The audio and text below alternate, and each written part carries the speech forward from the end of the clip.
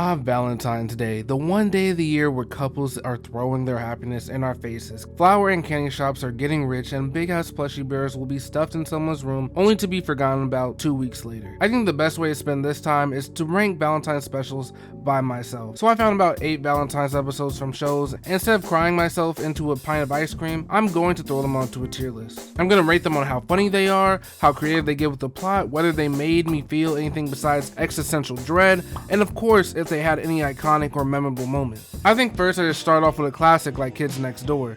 Operation Love begins with a song which was weird to say the least. They were in a play that was doing its best West Side Story impersonation, and number 3 was the lead and was so devoted to this role that she was about to kiss all 5 delightful children from down the lane. But either out of jealousy or pride, number 4 stops this. But let's be real, it's probably out of jealousy. The delightful kids as usual try to kill everyone because they want the Best Actor award and admiration from the adults. They get into a full-on laser battle with the kids next door, and the adults think it's some kind of light show. Number 3 don't care about none of this, she just wants to sing her solo, but as soon as she tries, she and number 4 are electrocuted. And after smashing the delightful children, number 4 decides to be nice or whatever and sings with number 3. For a K&D episode, it's alright, but as a Valentine's special, I'm not feeling it that much. No lovey-dovey stuff, which I appreciate to a point, but to be real, it just has no Valentine's feeling for me. The plot is kind of creative though, so I'll give it a C tier. Let's hop networks and go to Nick's to cover another classic, SpongeBob's Valentine's Day. SpongeBob starts off being annoying as shit to everyone he sees as usual, giving gifts to people that absolutely hate him and making their day even worse. But when he gets to one of his real friends, Sandy, she gives him a nut. After Sandy and SpongeBob exchange gifts, SpongeBob plans to give his biggest Valentine to Patrick. His mission is to throw Patrick at the fair in an air balloon that is made out of chocolate as soon as he is at the top of the Ferris wheel. When he goes to get Patrick, he's on his usual dumb routine and thinks SpongeBob is a rock talking to him. And after this bit, they made it to the fair where Patrick eagerly tries to guess what his gift is to no avail. But SpongeBob has to stall because chocolate-eating clams are attacking the chocolate balloon Sandy is piloting. Patrick just starts to absolutely lose it, seeing he has no gift, and SpongeBob panics and tells him his gift is a handshake. When Pat was about to come to terms with his gift and thanks SpongeBob, he starts to see all these randos who got real gifts from SpongeBob. And he was about to just murder everyone for this, and just in time Sandy arrives with the chocolate balloon, and all Patrick has to do is turn around, but he refuses. Nothing is gonna stop him from killing these innocent people until... Pay attention! I am not, I repeat, not going to turn around for any reason ever! Howdy, Patrick! Hi, Sandy! Dum dum dum dum ass, dum dum dum dum ass. Hey man, Patrick's happy, I'm happy. This episode was funny and has some iconic memes in it, so I gotta give it an A tier. Let's hop back to Cartoon Network and move to my era with The Amazing World of Gumball, The Matchmaker. This episode, similarly to the K&D special, starts off with the musical number of Darwin singing a sad rock song. He is sad that he doesn't know how to talk to the girl in the picture, which Gumball thinks is Terry. He wants to help his brother out, so he tells Carrie, the girl that actually likes Darwin, and he wants her to help him get with Terry. First, Gumball tries to lock Terry in the quarantine room with Darwin's freaky ass. After a couple failed attempts, Carrie admits to Gumball that she can make a love potion with the tear of someone who actually loves Darwin, which would be herself.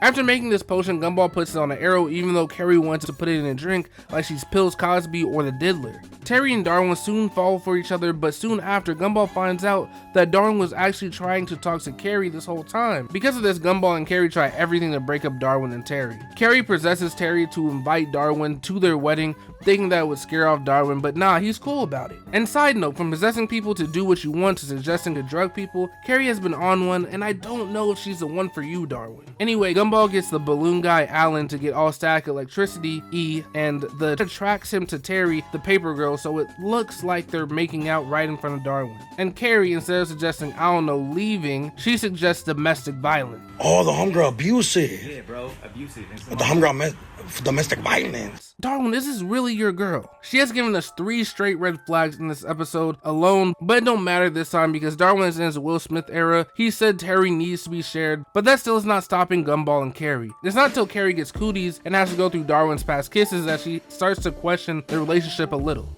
But once she sees his nasty ass mouth, she falls right back in love with him, which is fine, I guess. But thankfully, when he lays his eyes on Carrie, true love breaks the spell and they smooch while Gumball watches with his freaky ass. This episode was extremely funny. I always liked the meta humor here, and the plot was fun and creative. I think I'll give this an A tier as well. I'm trying to save the S tier for something really grand. Let's bring it back a little bit and go to Etta and Eddie. This episode starts with Nas planning a school Valentine's party and every guy in the cul-de-sac goes full simp mode. Ed is clueless as always while Double D gets roped into helping with party logistics. Eddie, being the born scammer, he sees Valentine's Day as a money-making opportunity. Kevin tries to play it cool but is totally crushing on Nas. Meanwhile, Rolf shows up with some weird farm animal Valentine tradition because it's Rolf. This begins when mysterious love notes start circulating, causing paranoia among the boys. Eddie's narcissistic ass is convinced Nas wrote one for him, but no, it's all a mix-up. Actually wrote the note for Double D because she doesn't know how to express her feelings just like her other sisters, unless it's through violence, of course. It ends with Double D realizing that maybe friendship is the real Valentine's gift, while Eddie cries over his lack of romantic interest. This is a good episode for the Eds. The humor is always on point and the plot was a pretty classic Valentine's story, but I still think there could be better, so I'm just gonna say A tier. Let's stay in the same decade and go to Hey Arnold. Arnold is crushing hard on this girl named Ruth and decides to give her an anonymous Valentine, telling her to meet him at Chez Paris, a fancy French restaurant. And speaking of French, he also has a French pen pal he writes to a lot named Cecile.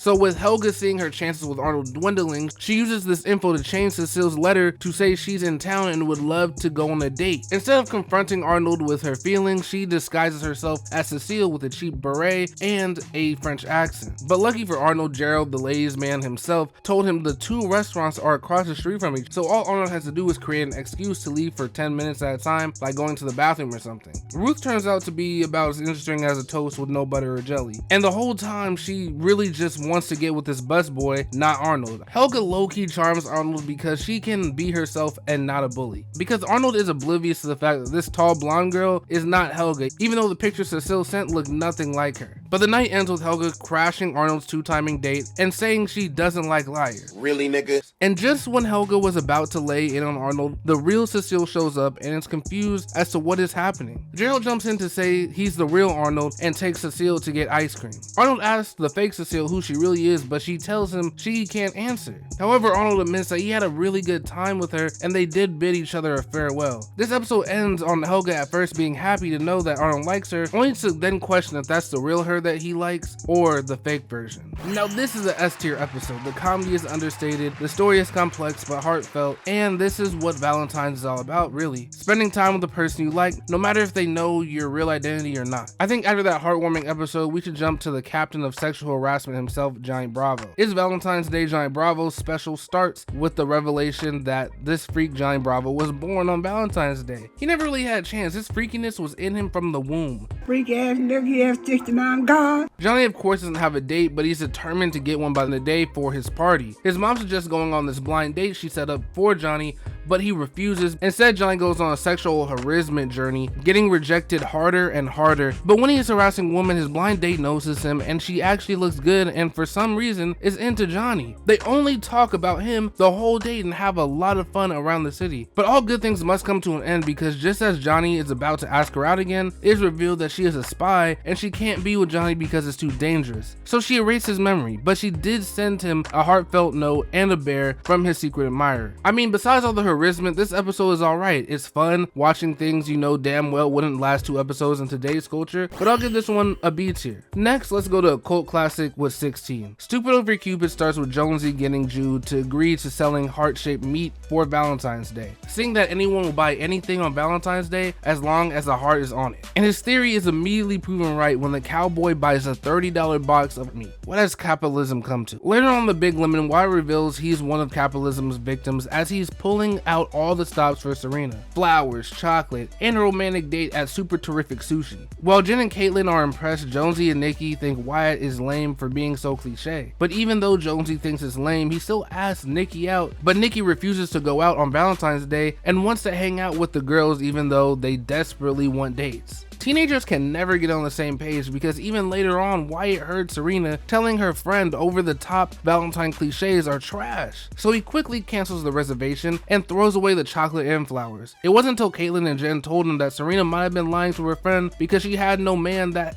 he realized he fucked up. Wyatt tries to get his bookings back but fails miserably, but thinking fast on his feet, he gives Serena a thoughtful mix CD instead, which saves the night. Desperate for dates, Jen and Caitlin get rejected by literally everyone, including greeter gods and rugby players. Not even the nerds are available. It's getting bad for them. But in a stroke of genius or desperation, they steal a Jason cardboard standee from Spin This and call him their date. Initially skeptical, Nikki agrees Jason is a top tier choice. Soon the girls are gorging on junk food and living their best lives. A blonde girl, Yummy Mummy, and even the male cowboy places bids, but unfortunately for Jonesy, a girl he ghosted bids to win him, purely for vengeance. Jonesy begs Nikki to buy him, and she agrees to place a fake bet of $20,000, and now Jonesy is in complete servitude to the girls for the night. He hates every second of it, but the girls are having a blast. For me, I gotta put this one S tier. I don't care if I'm being driven by nostalgia. That shit can take the wheel as long as I'm happy. And this next one isn't that nostalgic for me, but we're gonna cater to the 30-somethings and maybe even 40-somethings here right now. Yeah, you. I appreciate you, dog. Rugby My Valentine starts in the Pickles home and is decked out for Valentine's Day. The babies munch on festive cookies while Dip parades around in a heart costume. Meanwhile, the parents are gearing up for a Love Through the Ages themed dance. Chaz arrives with his rented car and a batch of special punch. He's really feeling himself right now.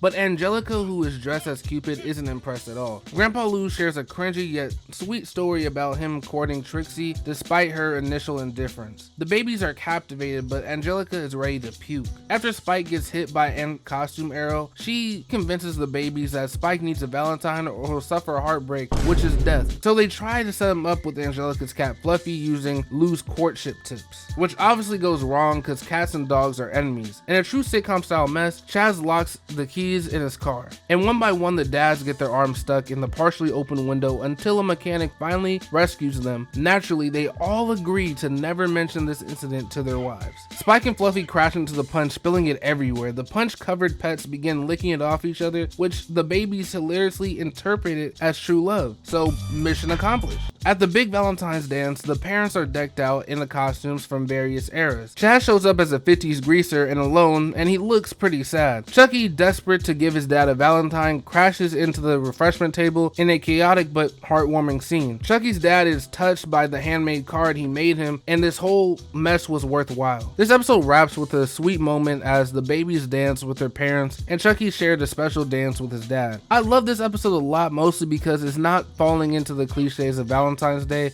because it's babies. The comedy is focused on the babies' outlook of the world, which is always a plus with the Rugrats. I'm also going to give this episode an S tier. And while we're here, why not cover their less than infamous sequel, All Grown Up? Because hot take, I like it more than Rugrats, but that's probably because I watched it more than Rugrats growing up. It's Cupid Stupid starts with Dill meeting Lil Q. He catches him smashing a brownie in a printer, and they bond quickly over sack tricks. Angelica sets her sights on Sean as her Valentine's Day dance date, confidently declaring him hers to Susie. Tommy, Chucky, and Phil initially planned to attend the dance solely for the food, and they were gonna go stag. But Chucky develops a crush on Nicole and decides to ask her out to the dance. Angelica mocks Chucky's chances with Nicole and lies about Sean asking her to the dance already. Lil Q, who is basically Cupid in this episode, accidentally hits Nicole with a hacky sack, causing her to fall in love with Tommy instead of Chucky. Chucky is devastated and Tommy becomes entangled in awkward attempts to fix the situation. Lil Q again misuses his hacky sack and hits Z and Sean, making them fall for Susie, upsetting Kimmy and Angelica. Susie really is not into any of these dudes, but Kimmy and Angelica feel betrayed. Chucky and Kimmy bond over their Valentine woes, but Susie helps Chucky realize that true friends trust each other despite misunderstandings. And then begins the Valentine's Day dance chaos.